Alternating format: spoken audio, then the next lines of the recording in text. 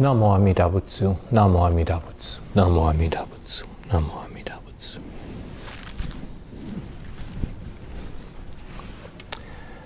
Welcome everyone to our Kahului Hongwanji online YouTube Sunday service.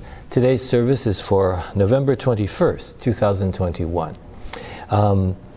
So welcome again, and today, if you notice anything a little bit different about the video, it's because trying out a new camera was very much appreciated. We were able to receive a small grant from what's called our propagation committee of Hongwanji Mission of Hawaii, and that helped to purchase a simple camera, but which will hopefully be a little bit better quality, give us a little bit more control than previously. But previously I was just using my old iPhone for all these videos, so that worked fine, and actually the quality was good, but a little bit limited. So hopefully this will help us a little bit to make even better videos. Or at least acceptable videos, and I think the sound will be better too. So today's service is our regular family service, and we're proceeding along this month of November and thinking about gratitude. So today's service has already opened with the Kansho, the calling bell to help us to come back to ourselves with mindfulness, to listen to the Dharma. And then following my opening words, we will have the Vandana Tisarana, taking refuge in the Buddha, Dharma, and Sangha, and also expressing our appreciation, our praise of the Buddha and the Buddha's enlightenment. After the Vandana Tisarana, we will chant Gassho to Amida, and then recite the Golden Chain of Golden Chain of Love. And after the Golden Chain of Love, I will share a Dharma message with you. Today's Dharma message will be reflections on thankfulness. So we're continuing with that theme for Thanksgiving month and also Taikyo month here. Following the Dharma message, we will sing or chant the Metta, the loving kindness meditation, followed by the singing of the Nembutsu, and then I have some closing words and announcements. So thank you very much for being with us today, and I hope that you will enjoy today's service. Thank you. Let's put our hands together in Gassho and recite the Nembutsu. Namo Amida Butsu, Namo Amida Butsu, Namo Amida Butsu.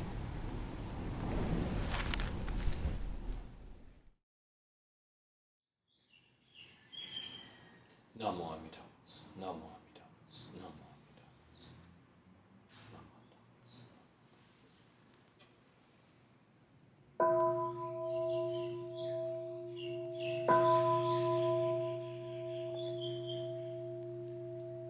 Namo tassa bhagavato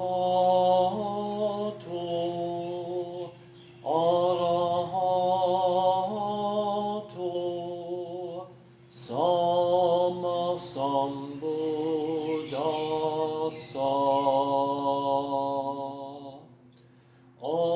Homage to him, the exalted one, the enlightened one, the supremely awakened one.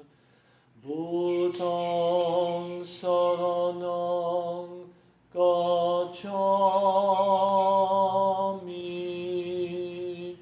Dhammam saranang gacchami, Sangham saranang gacchami. I go to the Buddha for guidance. I go to the Dharma for guidance. I go to the Sangha for guidance.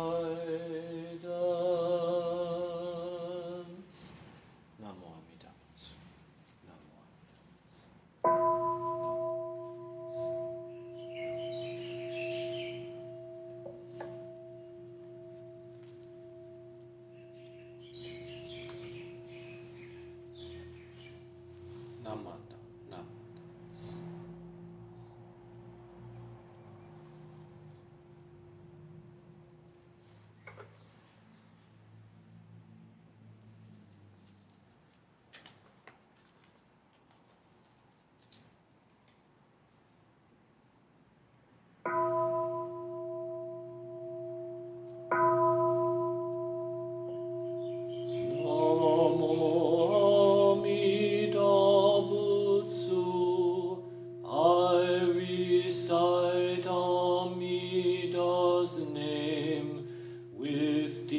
joy and gratitude, I Gassho to Amida, trees and grasses and flowers, all grow in great compassion. This light shines throughout the world. I Gassho to Amida. Flowers bloom and flowers fall. From the seed sprout new flowers. This is the truth unchanging. I Gassho to Amida. Springtime brings the happy birds. Their songs all praise Amida. I join them in Nembutsu. I Gassho to Amida. When I call Amida's name, it's Amida calling me. Buddha's voice, my voice are one. I Gassho to Amida. When I'm lonely, I recite Namo Amida Butsu. Then I feel great compassion. I Gassho to Amida. Nembutsu in work and play, every day with Amida. Every moment filled with light. I Gassho to Amida. Remember the golden chain, kindness to all living things. I will follow this teaching. I Gassho to Amida. In the clear bright morning sun, in the fading light of day, in the darkness of the night, I Gassho to Amida. Namo Amida Butsu. I live in great compassion. This great power guides my life. I Gassho to Amida.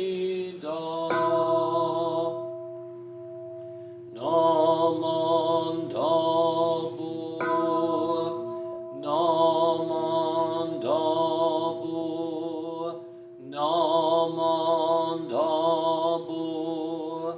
Namandabu,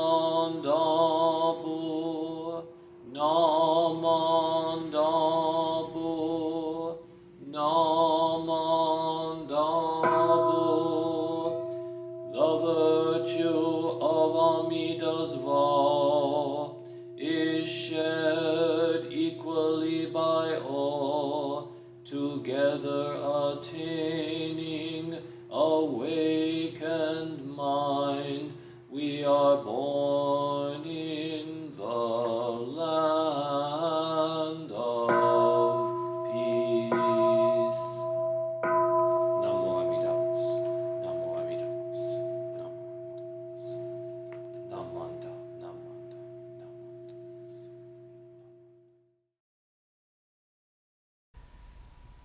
Golden chain of love. I am a link in Amida Buddha's golden chain of love that stretches around the world. I must keep my link bright and strong. I will try to be kind and gentle to every living thing and protect all who are weaker than myself. I will try to think pure and beautiful thoughts, to say pure and beautiful words, and to do pure and beautiful deeds, knowing that on what I do now depends not only my happiness or unhappiness, but also that of others. May every link in Amida Buddha's golden chain of love become bright and strong, and may we all attain perfect peace. Namo Amida Butsu, Namo Amida Butsu, Namo Amida Butsu.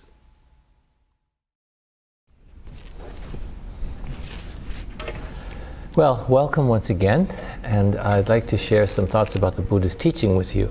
So today I'd like to do something that I sometimes do, which is to have a series of quotations and quotes from books and so on that address the spiritual issues, and today's theme, of course, is thankfulness. So we're going to have some reflections on thankfulness, and then we'll talk a little bit about these quotations. So the first one I'd like to share with you is actually from Albert Einstein, and who was actually, he was a great scientist, but also a very spiritual man, very deeply thoughtful person. And he said, only a life in the service of others is worth living. Only a life in the service of others is worth living.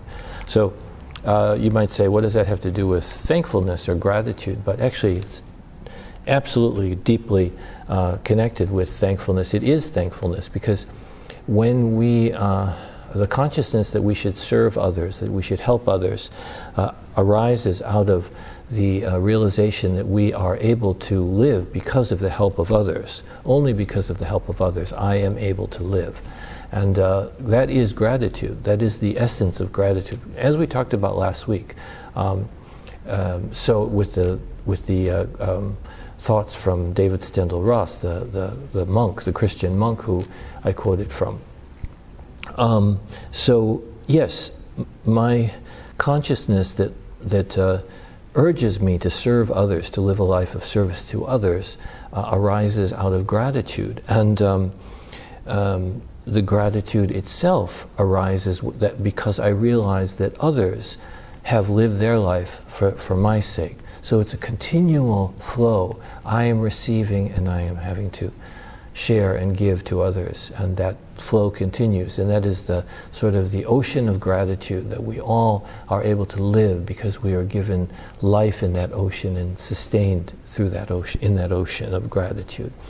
So the next quote by another Albert, this time Albert Schweitzer, talks about that interdependence and I think underscores what Albert Einstein said.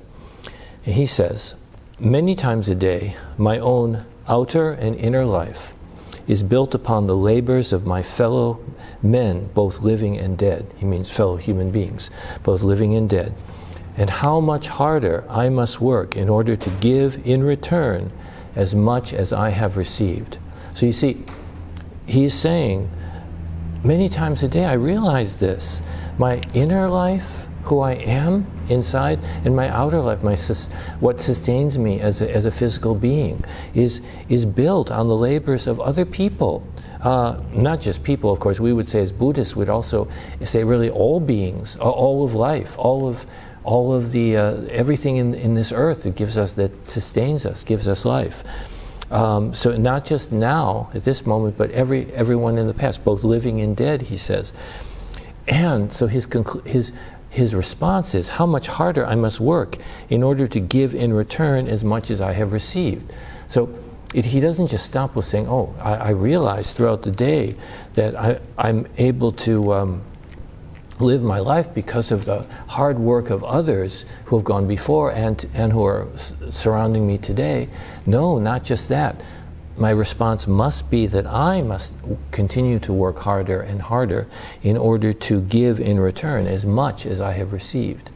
So that gives us that sort of a sense of interdependence. Gratitude is really a natural response to realizing interdependence, the oneness of life. Now, moving on, I would like to read a short little story from this little book. It's a wonderful little book. I'll put a picture on the screen. It's called Messages from the Buddha, and it comes and it's just a short little pamphlet from the same people who bring us the Teachings of the Buddha book. Anyway, I'll put that up on the screen for you. So this story, this little short story, is called Kindness for the Bamboo. And this is from one of the really ancient sutras. The name is such a long Sanskrit word, I can't even pronounce it, so I won't try. Here's the story. Kindness for the Bamboo. In a thicket at the foot of the Himalayan mountains, there once lived a parrot together with many other animals and birds. One day a fire started in the thicket from the friction of bamboos in a strong wind, and the birds and animals were in a frightened confusion.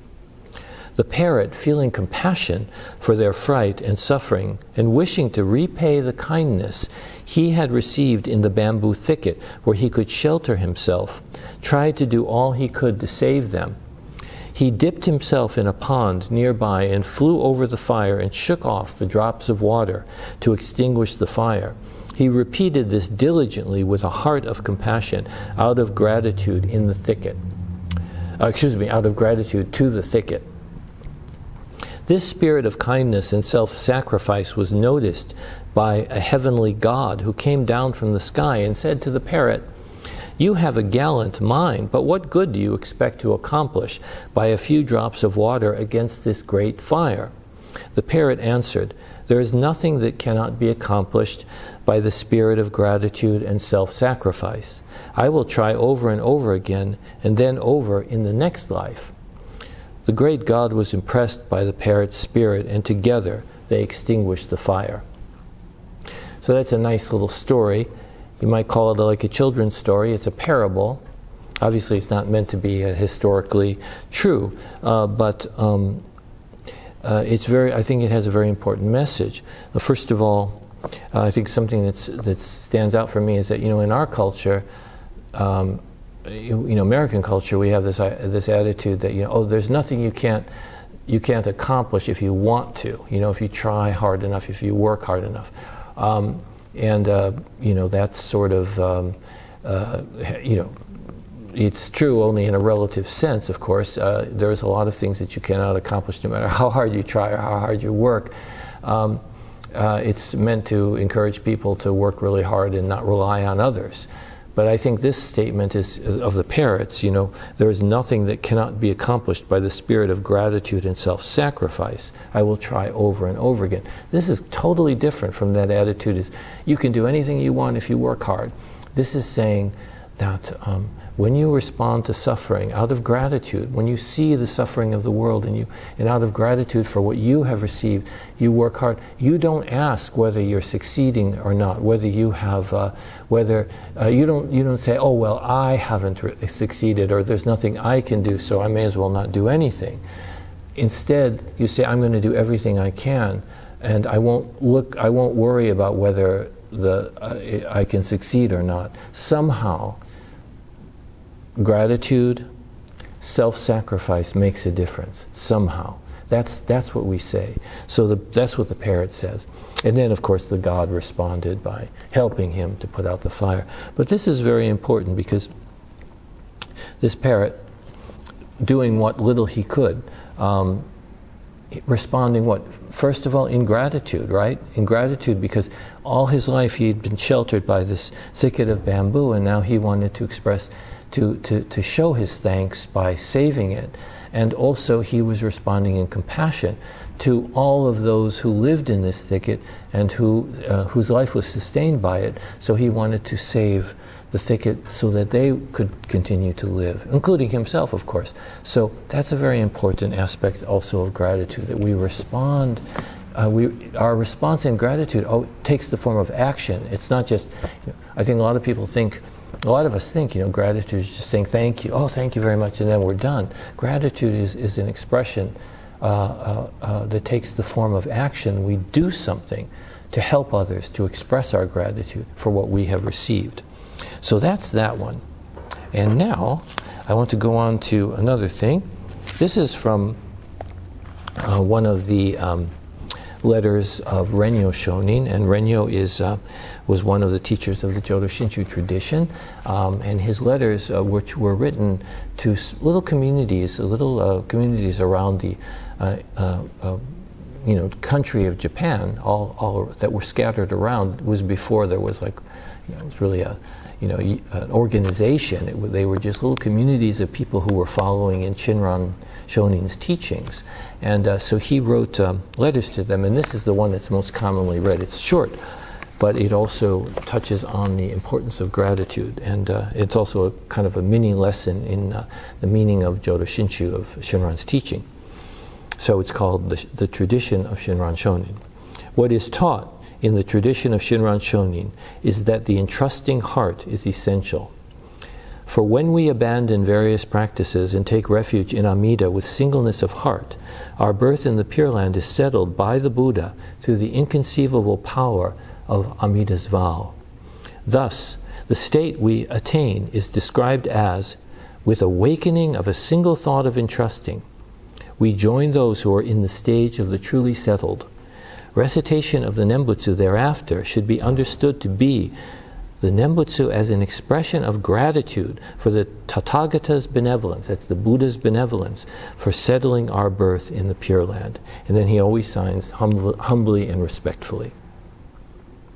So this letter, very simple, he's explaining the essence of Jodo Shinshu teaching, tradition of Shinran Shonin, and which is simply that we abandon various practices. We abandon the calculating mind, thinking, I'm going to do this in order to get that. I'm going to do meditation so that I will become a Buddha. I'm going to say the Nembutsu so that I can go to the Pure Land, and so on. Pure Land just means it's a way of talking about enlightenment. I have more to say about that in a minute, but important thing about this is that he is saying that we are we cannot help that we are calculating beings. We want to have a result for our actions, so we start out by taking action, trying to get some result. But when we realize that the result is the great compassion that has always embraced us, that's what he means with awakening of a single thought of entrusting. We realize that we are embraced by great compassion. We are in the realm of the truly settled. We can let go of all of our anxiety about the future, and we can just live in the present moment, responding to the great compassion we're always receiving. So he says, Nembutsu, reciting the Nembutsu, living the Nembutsu is an expression now of, once we realize that, it's an expression of gratitude. It's not a calculating action. I'm saying Namo Amida Butsu, I hope something happens, I hope I become a better person, I hope I change, and so on. So that's Renyo Shonin's letter. So that's important, I think. Next thing I want to share with you is a quote from D.T. Suzuki, who is a very important scholar of Buddhism, very well known in America, I think, in the 50s and 60s and so on. Really, someone who really helped to raise consciousness about Buddhism, and he was a very important teacher. Mostly known for his teachings about Zen, but actually he had a deep appreciation for the Pure Land teaching as well, and often spoke very insightfully about it. So here is a quote from him talking about being born in the Pure Land. Just what I read from Renyo, that we are settled, that the literal understanding was that we are going to be born in the Pure Land, so I don't need to worry about it. Now, what does it mean to be born in the Pure Land? D.T. Suzuki has something to say about that. He says, we don't go out of this world in order to be born into the Pure Land, but we carry the Pure Land. Being born in the Pure Land means discovering the Pure Land within ourselves. My conclusion is that Amida, which is infinite wisdom and compassion, is our innermost self.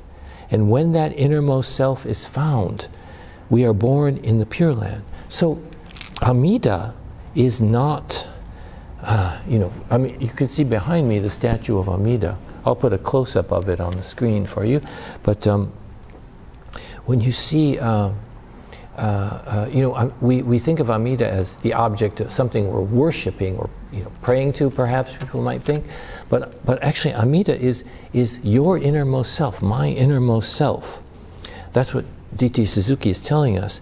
And when we find that innermost self, we are born in the Pure Land. So, yeah, are we born in the Pure Land when we die? Yes. But we are also, that birth in the Pure Land is really already accomplished.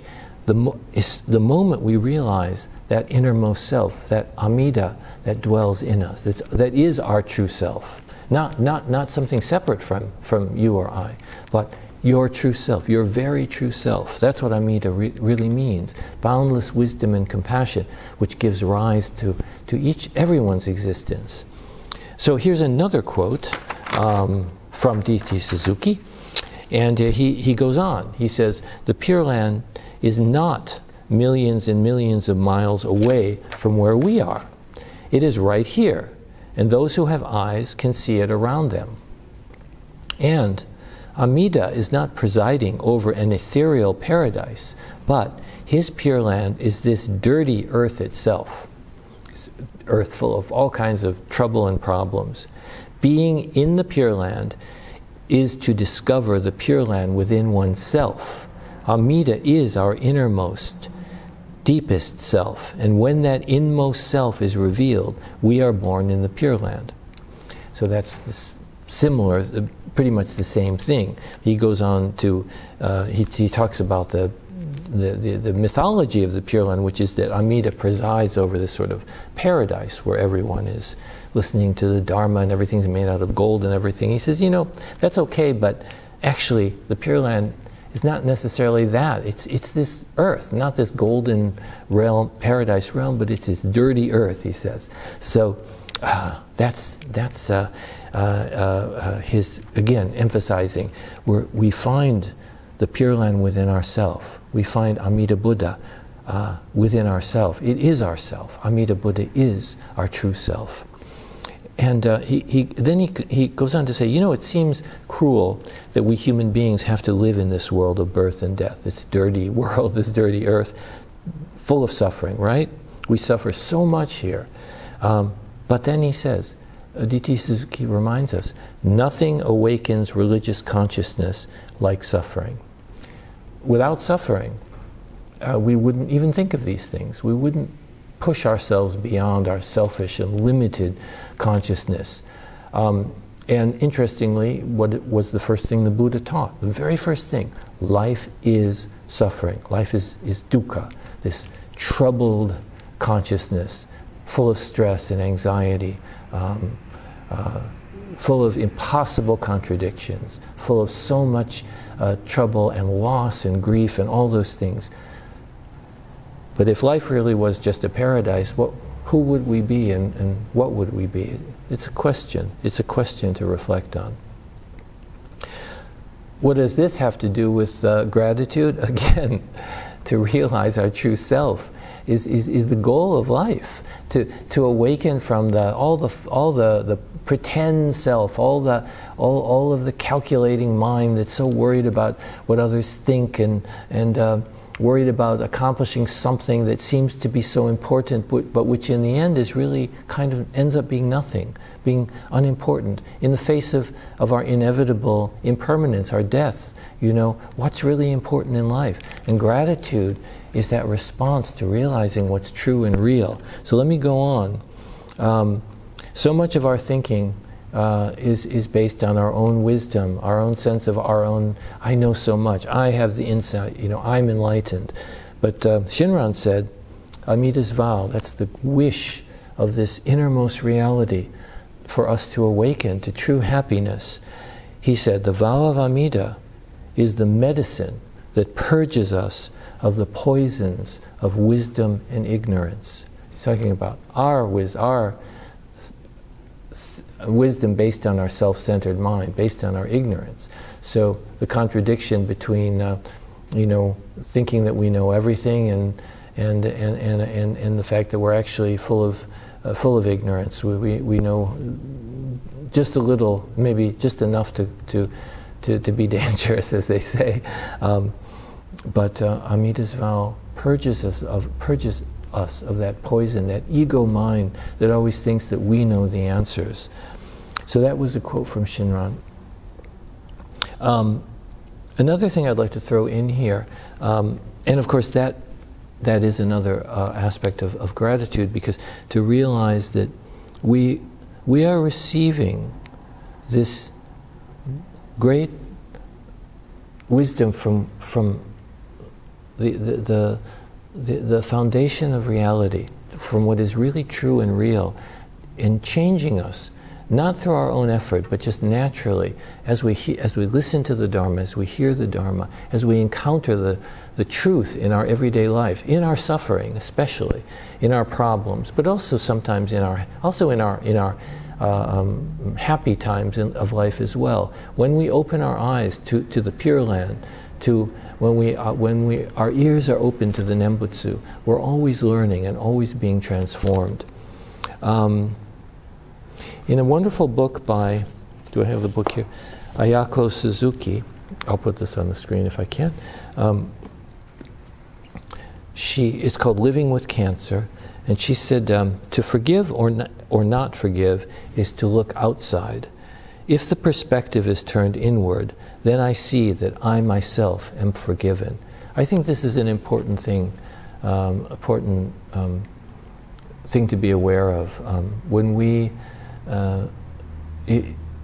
realize that we are full of such self-centeredness, so much calculation, so much of our personal agenda, our selfish agenda, we begin to realize that it's very difficult to, it becomes in a way hard to take, hard to accept ourselves. And we have to realize that, as she says, I myself am forgiven. We are all just human beings, just as we are. We are accepted and embraced just as we are. The consciousness that I am a person that is full of this kind of shameful selfishness is the consciousness that in itself begins to transform me and helps me to transcend that selfishness and expand our consciousness to see beyond simply our own limited agenda. But we always have to come back to that.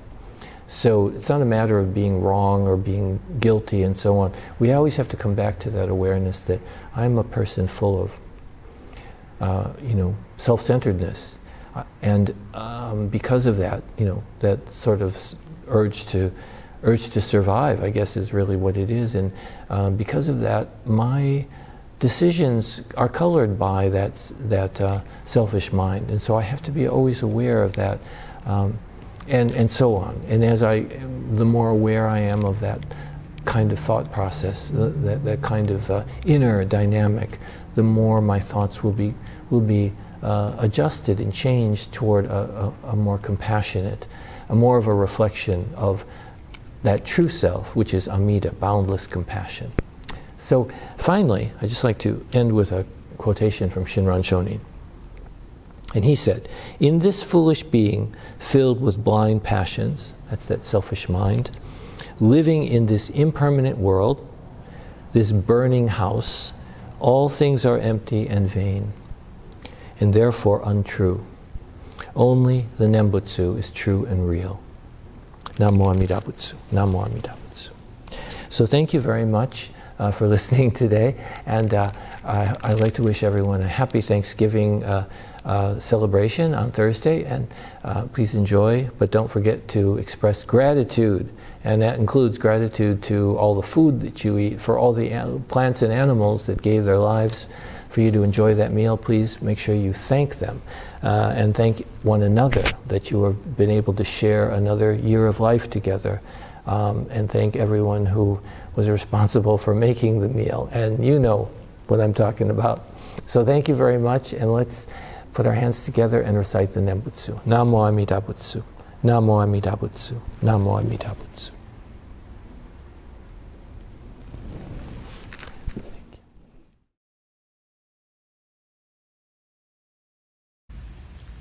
May all beings be happy and well. May no harm or difficulties come to them. May they live in peace and harmony. May I be happy and well. May no harm or difficulties come to me. May I live in peace and harmony. May my family be happy and well. May no harm or difficulties come to them. May they live in peace and harmony. May my teachers be happy and well. May no harm or difficulties come to them. May they live in peace and harmony. May my friends be happy and well. May no harm or difficulties come to them. May they live in peace and harmony. May strangers be happy and well. May no harm or difficulties come to them. May they live in peace and harmony. May my enemies be happy and well. May no harm or difficulties come to them. May they live in peace and harmony. May all beings be happy and well. May no harm or difficulties come to them. May they live in peace and harmony. Namo Amida Butsu. Namo Amida Butsu. Namo Amida Butsu. Namo.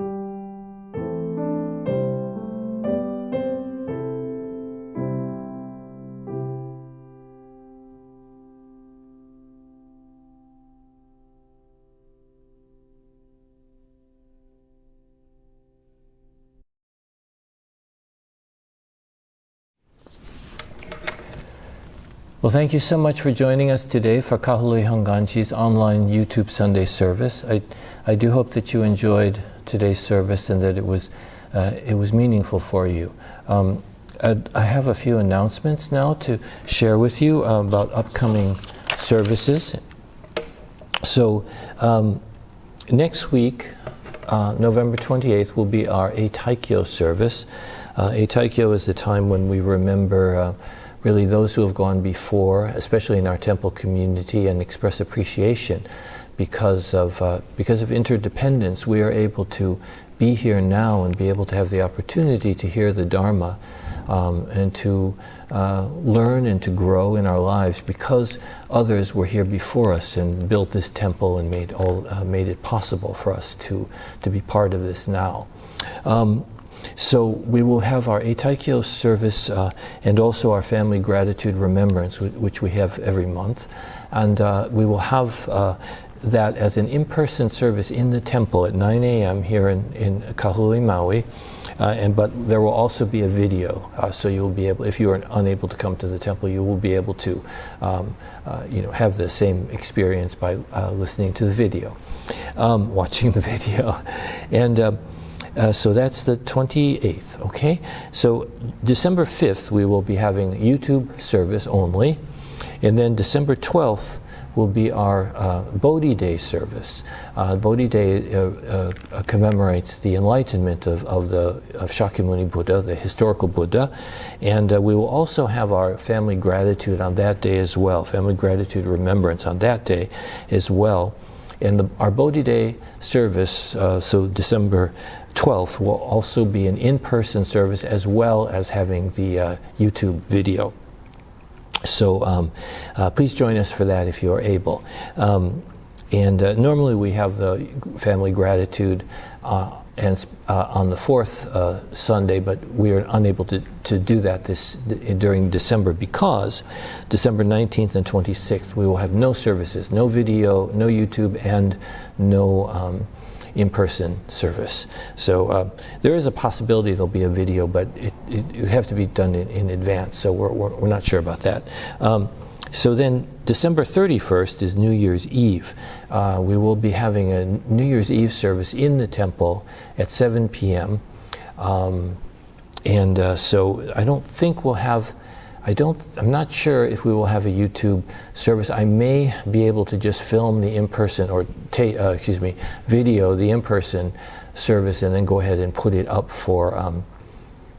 put it up as a video later in the evening, or to watch in the next day. We'll see about that, but you can always check our channel to see if there's what videos are there. January 1st, there will be no service, and also January 2nd, which is a Sunday, there will be no service. Also to let you know, December 4th, we're having our Chow Fun, that's the kind of fried noodle fundraiser. If you are, I believe there's still tickets available. We're also having Chinese pretzels and manju for sale. And so if you're interested in that, if you live locally, give the temple a call, Kahului Hongwanji temple a call. We are continuing to have our Buddhist classes via Zoom. So you just call temple, or contact me, and I'll let you know about that. Okay, thank you very much. And so let's put our hands together in Gassho now and close our service by reciting the Nembutsu. Namo Amida Butsu. Namo Amida Butsu. Namo Amida Butsu.